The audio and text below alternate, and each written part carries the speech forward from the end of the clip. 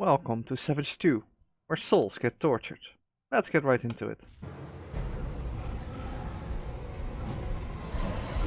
So I'll first do a little bit about how I see the skill factors and what we are aiming for to get you all at with this video.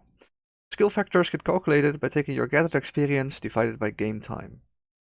Skill factor 0 up to 50.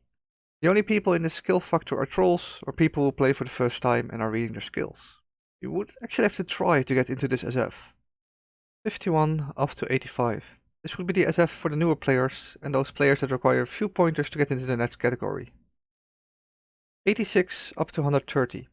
This would be the SF of your average player. They have a reasonably good understanding of how the game works and can be useful and effective without any extra guidance.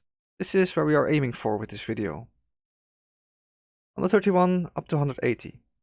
Here you have the players that are considered good. They know how the game works and what they should be doing while also being fairly skilled in combat. 180 up to 220. This would be highly skilled wannabe pros, like myself, or just a tad too bad to actually be considered pros. 221 and up. From this point forward, you are generally considered to be a pro in Savage 2. Starting with movement. In game, there are certain skills that freeze your character into place. However, there are tricks to make the time that you are vulnerable shorter. When you are in the air while performing a skill that locks you into place, you will keep your momentum, making you a lot harder to catch and deal damage to effectively while you are vulnerable. Let's watch an example. When you just use a skill that freezes you versus a charge plus hop to get you airborne for a bit. As you can see, after the hop I was instantly able to keep on moving. Here I used it in a duel. You can see the enemy player was not able to catch up. But during a skill which makes you vulnerable, your chances are now a lot better. By far the most important class to consistently learn to do this would be the healer class. Mastering the hops and wall slides while using skills is a huge help to your own dynamic gameplay. The more you are able to do in a single life, the more you contribute to your team. And here another example of using wall slides. I want to get to the enemy stronghold, but two enemy bots are chasing me. So I use the entangle skill while sliding to keep my momentum. So you are in a game and you have some decisions to make. Two things are very important. First, let's have as much fun as possible. And secondly, what can I do to best help out my team? So here's a little example of a possible game. There are 3 players incoming to the main base. One logical choice would be to assist defending. However, my squad officer is pushing one of the enemy bases. So in this case, I ask if he has his portal available and pick the builder class to join him in the push. The builder and conjurer classes do bonus damage against buildings. Builders and conjurers are the slowest and lowest damage dealing classes in the game. If you can get close to your enemy with a portal, they can deal some serious damage against buildings, even if you are not great at player vs player fighting. Let's show you another example. We are lacking vision, which I feel makes us especially vulnerable at the south side. So I decided I should not take the portal and join the fight, but secure one of our flanks with vision instead.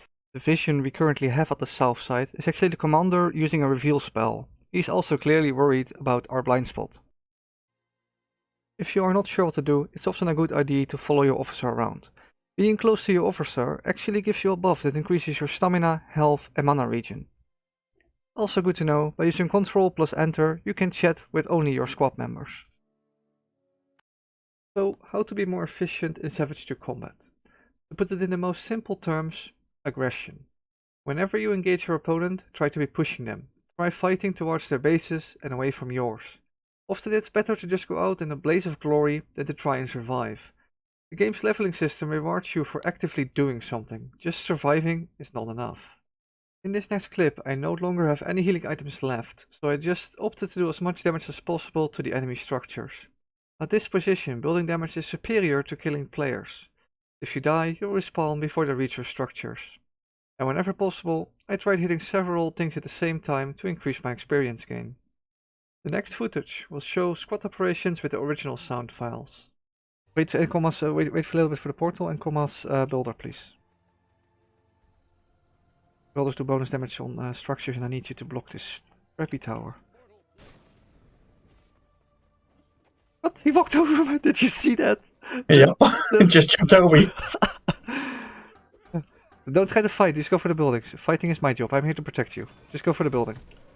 You do bonus I damage? don't think we have to block yet. It doesn't matter, just go. No, we do. We quick got the armor, you should be able to weld it.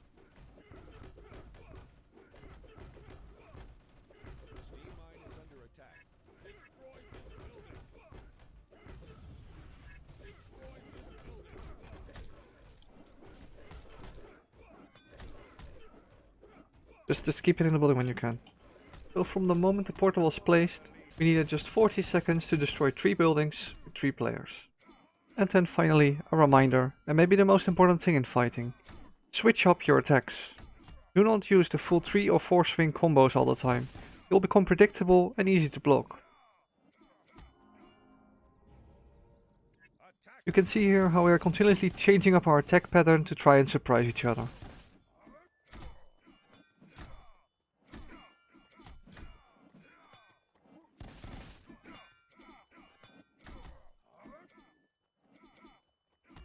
Items and choosing the right ones are also crucial to function properly inside the game.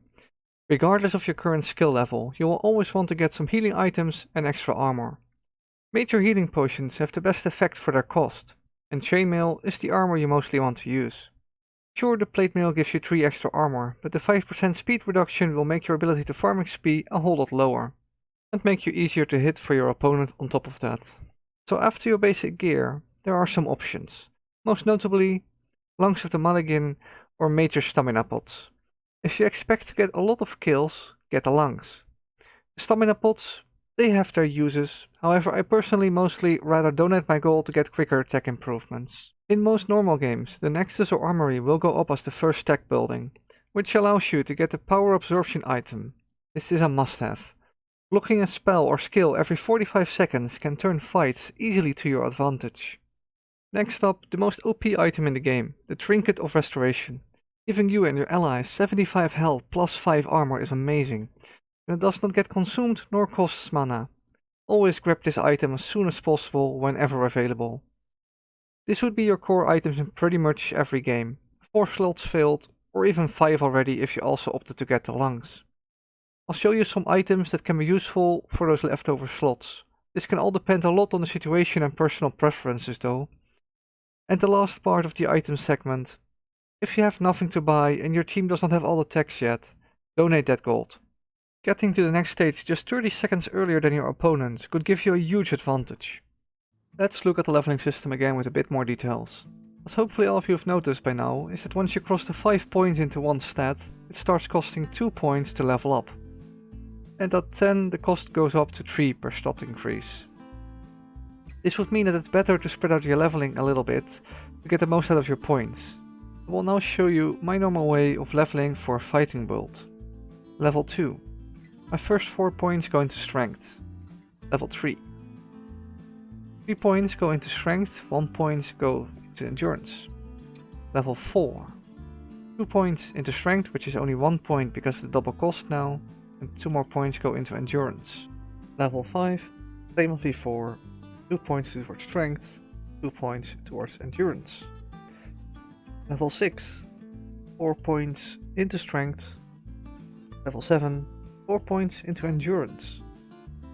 Level 8, 3 points towards strength, which now crossed 3 points, and I will save 1. And level 9, 3 more points towards strength, and with your 1 point that you saved up, you can now get another endurance point. Level 10, 3 points into strength again, and saving the 1 that's left over. Level 11, 3 points towards strength, and with the 1 point you had saved up, you can do another one towards endurance. Level 12, 3 more points towards strength, and 1 point towards agility. Level 13, 2 points towards endurance, 2 more towards agility. Level 14, 3 points towards endurance, 1 point in agility. And level 15, the same as before. Thanks for watching this video. In the description I will leave a link to our Discord server where we plan our future games. And I really hope to see you in game.